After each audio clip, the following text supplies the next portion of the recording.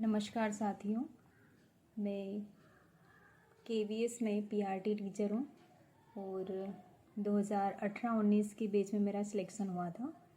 तो यहाँ पर मैं अपना इंटरव्यू एक्सपीरियंस कैसा रहा वो बताना चाहती हूँ, ताकि मेरे बहुत से साथी जिनका पेपर बहुत अच्छा रहा है उनको मदद मिल सके।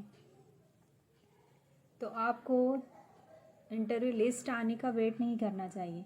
आपको जितनी जल्दी है उतना ही प्रिपरेशन स्टार्ट कर देना चाहिए, क्योंकि आपको पता ही होगा कि आपका पेपर अच्छा गया है। तो इसके लिए मैं कुछ पॉइंट्स बताने वाली हूँ, तो वो आप नोट डाउन कर सकते हैं ताकि उससे आपको कुछ मदद मिल सकती है। सबसे पहले, जैसे इंटरव्यू का जब भी आपका लिस्ट में नाम आ रहा है तो उसमें मिनिमम आपको 20 से 25 दिन दिए जाते हैं प्रिपरेशन के लिए। और इस बार क्योंकि इंटरव्यू का ज़्यादा इम्पोर्टेंस इसलिए है क्योंकि रेशो आपका 70-30 हो चुका है, मतलब कि इंटरव्यू का 30% है। हमारे टाइम पे ओनली 15% था। तो बहुत से लोग ऐसे होते हैं जिनका रिटर्न अच्छा नहीं जाता है, लेकिन फिर भी इंटरव्यू में अच्छा परफॉर्मेंस की वजह से उनका सिलेक्शन हो जाता है। और शायद उनमें से एक मैं हूँ, क्योंकि मेरा भी रिटर्न इतना अच्छा नहीं था लेकिन इंटरव्यू बहुत अच्छा गया था। तो मैंने सोचा क्यों ना मैं अपना एक्सपीरियंस शेयर करूं, ताकि उन सभी बच्चों को मदद मिल सकती है जो सेल्फ स्टडी करते हैं, जिनको कोई गाइड करने वाला नहीं है। इसीलिए तो हम स्टार्ट करते हैं। मेरा इंटरव्यू 26 फरवरी 2019 को भोपाल में हुआ था और इंटरव्यू का टाइम मुझे दिया गया था 10:30 बजे का। तो इसलिए हम लोग एक दिन पहले ही, मतलब 25 को ही मैं भोपाल पहुंच गई थी। तो आप भी कोशिश कीजिए कि जहाँ पर भी आपका इंटरव्यू वेन्यू मिल रहा है आप वहाँ पर पहले ही पहुँच जाइए, एक दिन पहले, ताकि रिलैक्स होकर इंटरव्यू दे सकते हैं।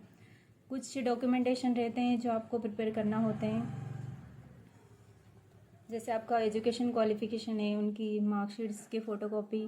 अगर ईयरली है तो ईयरली आपको देना होगा, यदि फिर सेमेस्टर है तो सेमेस्टर वाइज वो आपको मार्कशीट की फ़ोटोकॉपी मांगते हैं।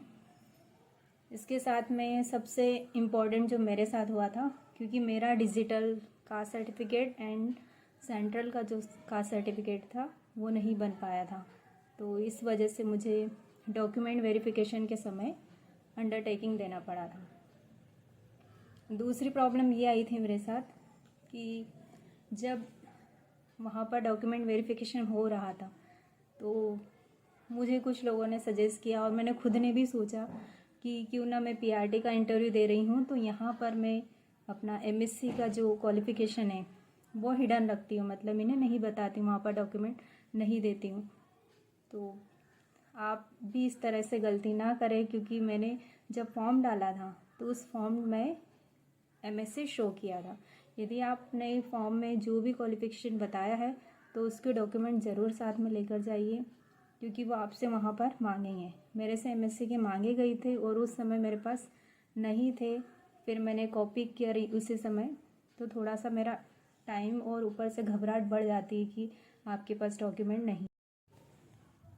तो यदि जिसका कास्ट सर्टिफिकेट नहीं बना है वो एटलीस्ट अभी से अप्लाई कर दे, और यदि आपने जो क्वालिफ़िकेशन बताया है वो सारे क्वालिफ़िकेशन और उसके अकॉर्डिंग ही आपको थोड़ी सी प्रिपरेशन भी करना है, क्योंकि इंटरव्यू भले पीआरटी का है लेकिन आपसे वो कहीं से भी क्वेश्चन कर सकते हैं, क्योंकि उनके पास आपका क्वालिफ़िकेशन होता है। सेकंड थिंग, जब इंटरव्यू में जाने से पहले आपको वेट करना पड़ता है तो वो टाइम थोड़ा सा डिफ़िकल्ट होता है और थोड़ा हमें घबराहट तो होती है, लेकिन फिर भी मैं कहूँगी कि आपको काफ़ी पॉजिटिव रहने की ज़रूरत है, क्योंकि आप खुद पॉजिटिव रहेंगे, थोड़ा सा रिलैक्स रहेंगे तो मे भी आपका इंटरव्यू अच्छा ही जाएगा। क्योंकि मैं टाइम दिया था मुझे 10:30 बजे का, लेकिन मेरा जो टर्न आया था वो 4 बजे का आया था। अलग अलग पैनल्स होते हैं, उस एक पैनल के पास 10 बच्चे इंटरव्यू देने के लिए जाते हैं। अब मैं लास्ट कैंडिडेट थी, इस वजह से मुझे बीच में लंच ब्रेक भी हो गया था उन लोगों का, तो मुझे 4 बजे मौका मिला था इंटरव्यू देने का। और मेरा इंटरव्यू ज़्यादा लंबा नहीं था, 15 से 20 मिनट का ही था।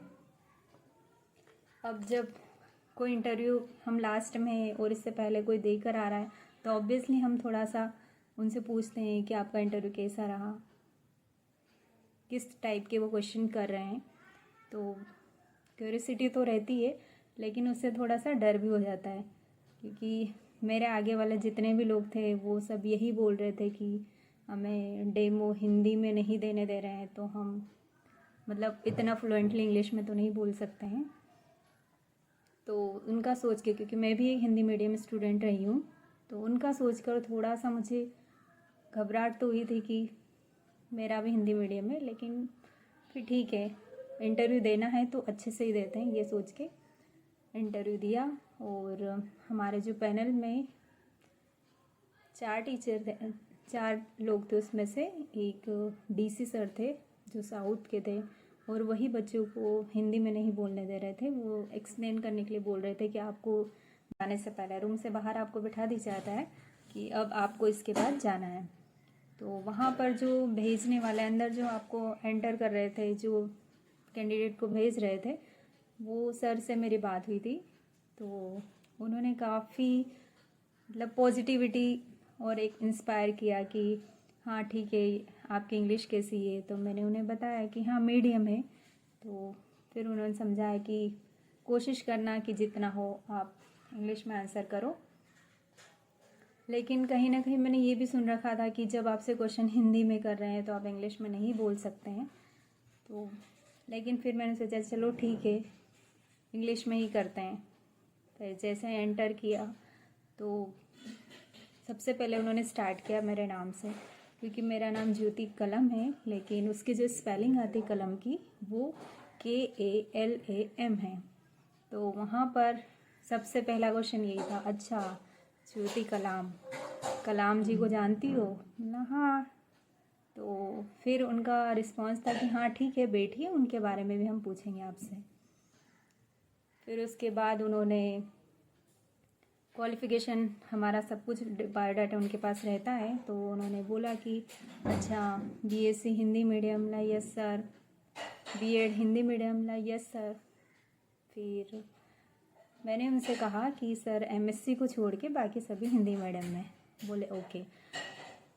तब मुझे थोड़ी सी घबराहट हुई थी कि शायद हिंदी मीडियम बोल बोल के मुझे अभी भगाने वाले हैं, पर ऐसा नहीं हुआ।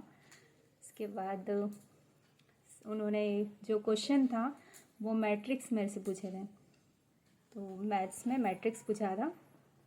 तो मैट्रिक्स आता ज़रूर था, लेकिन इतनी अच्छे से प्रिपरेशन नहीं थी, तो इस वजह से मैंने सोचा इसमें शायद वो और क्वेश्चन करेंगे, तो मैंने सॉरी बोल दिया। फिर सेकंड क्वेश्चन भी उन्होंने मेरे से पूछा था, जिसको भी वो क्वेश्चन अभी मुझे याद नहीं है, लेकिन उसको भी मैंने स्किप किया था। देन थर्ड क्वेश्चन उन्होंने मेरे से किया था कि पैटर्न्स को समझाइए। तो जब मैंने पैटर्न्स का डेमो दिया, वहाँ पर ब्लैक बोर्ड भी होता है, क्लासरूम ही होता है, तो आपको चॉक, ग्रीन बोर्ड ये सब अवेलेबल होते हैं। तो फिर वहाँ पर मैंने कुछ पैटर्न्स के सिंबल्स बनाए, पैटर्न्स बनाए, देन उसको एक्सप्लेन किया। उसके बाद उन्होंने कहा ठीक है बैठिए। फिर बुक्स भी उनके पास होती है PRT की, तो बुक्स में से उन्होंने मुझे फर्स्ट का इंग्लिश उठा के दिया, और उसमें से रैंडमली उन्होंने पेज ओपन किया और कहा कि ये वाली पोएम आप एक्सप्लेन कीजिए। तो मैं थोड़ी देर देखती रही, तो जो DC सर थे वो बोले मैडम देखिए मत, एक्सप्लेन कीजिए और हमें ही बच्चा समझिए। बोला ठीक है सर। फिर वहीं पर थोड़ा सा पीछे होके और मैंने पोएम को रीड किया। रीड करने के बाद उन्होंने उसी में से मुझसे क्रॉस क्वेश्चन किए थे कि इस पोएम में किसके बारे में कहा गया है, बच्चे इसमें किस लिए हैप्पी है, इस तरह से क्वेश्चन पूछे थे पोएम में से। इतना होने के बाद एक जो सर थे 4 में से, वो बहुत पॉजिटिव, मतलब वहाँ पर भी मुझे पॉजिटिव मिली थी, क्योंकि उन्होंने कहा कि हाँ ठीक है ये कर लेगी। तो फिर एक सर ने मैडम से कहा कि आप भी क्वेश्चन कीजिए, मैम भी थे वहाँ पर। तो मैडम ने कहा ठीक है अभी कोई क्वेश्चन नहीं करना है। फिर एक क्वेश्चन मैडम ने पूछा था जो मुझे नहीं आया था। फिर इसके बाद ईवीएस में उन्होंने एक क्वेश्चन किया था। ईवीएस में डाइजेस्टिव सिस्टम पूछा था मुझसे, तो डाइजेस्टिव सिस्टम के बारे में मैंने उन्हें एक्सप्लेन किया था, लेकिन मैंने पूरा आंसर जो था मेरा वो इंग्लिश में ही दिया था। फिर एक आईसीटी से क्वेश्चन पूछा था कि आईसीटी का क्या यूज़ है, वो फिर बता दिया था। देन इतना सब होने के बाद 15 से 20 मिनट इंटरव्यू चला था। इंटरव्यू में मैंने जितना कोशिश की, भले ही उन्होंने मेरे से हिंदी में पूछा था, लेकिन अपने जो आंसर्स थे मैंने वो इंग्लिश में ही दिए थे। तो जो सर थे जिन्होंने कहा था कि हाँ ठीक है ये कर लेगी, उन्होंने एक बार फिर से कहा कि हाँ ये कर लेगी। देन जब इंटरव्यू हो गया तो मैं बाहर जाने लगी, तो जो डीसी सर थे जो किसी को भी हिंदी में बात नहीं करने दे रहे थे, उनका ही लास्ट वर्ड था गुड ज्योति। तो वहाँ से भी मुझे ऐसा फील हुआ कि हाँ मेरा इंटरव्यू बहुत अच्छा गया है। तो ये मेरा इंटरव्यू का एक्सपीरियंस था जो मैंने आपके साथ शेयर किया है। और लेकिन मैं यहाँ पर आपको कुछ इसके बाद ये भी बताने वाली हूँ कि आपको इंटरव्यू के लिए कौन कौन से चीज़ें प्रिपेयर करना चाहिए। तो इसके लिए मैं एक और वीडियो बनाऊँगी, तो इसमें आपको बता दूँगी कि आपको किस तरह से प्रिपरेशन करना है